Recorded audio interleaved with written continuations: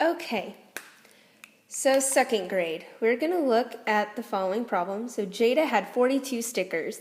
After giving some of her stickers to her friend, Jada had 9 left. How many stickers had Jada given to her friend? So we're going to look right here at the area model. So this, I'm going to draw a little box with a number. Right here is the total amount. Okay? This is the total amount of stickers that she had. So we know how much is left, and that's represented by the yellow. The yellow does not go on the left, it goes on the right, because this is how much is left. Okay, so we know that this portion was given away, and this is how much we have left. Okay?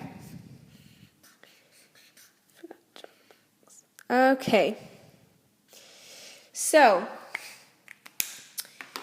we know that the total amount was 42. We know that she had 9 left. Okay. So this is the amount left. This over here is the amount given away.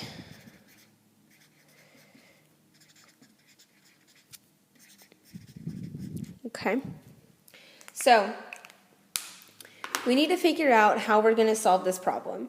So we have 42 as our total amount. Then we have 9 that we know for sure is left. So the best way to do this is to look at our equation. Whenever we try to find the total amount, we normally add 2 numbers, right? Well, since that's not going to be possible here, we can't add 9 and 42. That won't tell us how much was given away. We need to subtract 9 from 42. Now, we can't take 9 away from 2, so we're going to have to do that. So 9 out of 12 gives us 3, okay? Then we're going to bring that 3 down. So we know that there were 33 given away. If you ever need, you should always go back and double check. It's a really good method. So 33 plus 9. 9, 10, 11, 12. Okay. 3, 4. 42. The 42 and the 42 match. We know we have the right numbers. Okay. Whenever we do this, the reason why I had this represented as yellow is because you need to visually see that out of our total amount, which is 42, this much of the 42 right here was taken away, okay? And the reason why we have the yellow is because this much was left behind, which gives us 9, okay? So now we're going to move on to our next problem, which is a part-whole problem. Okay, so there were 12 cookies in a box. There are 2 kinds of cookies in the box. There are sugar and chocolate chip. Okay, so let's start there. Let's stop right there. Whenever we do part-whole, we have our whole, and then we have our part. Okay, large, small. Okay, so we already know what our whole is going to be. Our whole is going to be 12. So we're going to put 12 right here in the whole, okay? Your whole number goes here. It does not go right here, okay? This part is its own segment apart from our part A. So you have part A and part B. Okay, so inside the box, so we know there are 2 types. We have sugar and chocolate chip, okay? So we already know that there's going to be 4 sugar cookies right here, 4 sugar cookies. And we also know that our whole is 12, okay? So how do we solve for the chocolate chip? Well, it's going to be similar to looking at our algebra problem. So we know that question mark plus 4 is going to give us 12.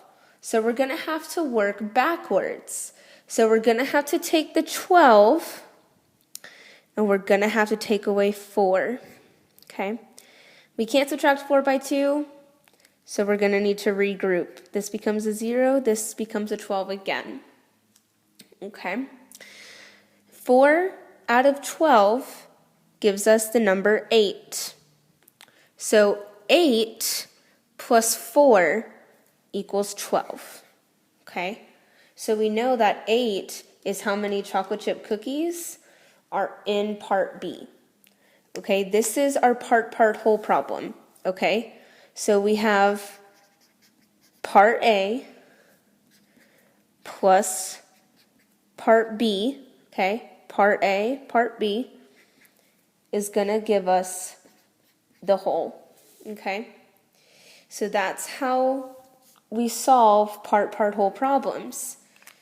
You will always have the whole with a part, okay?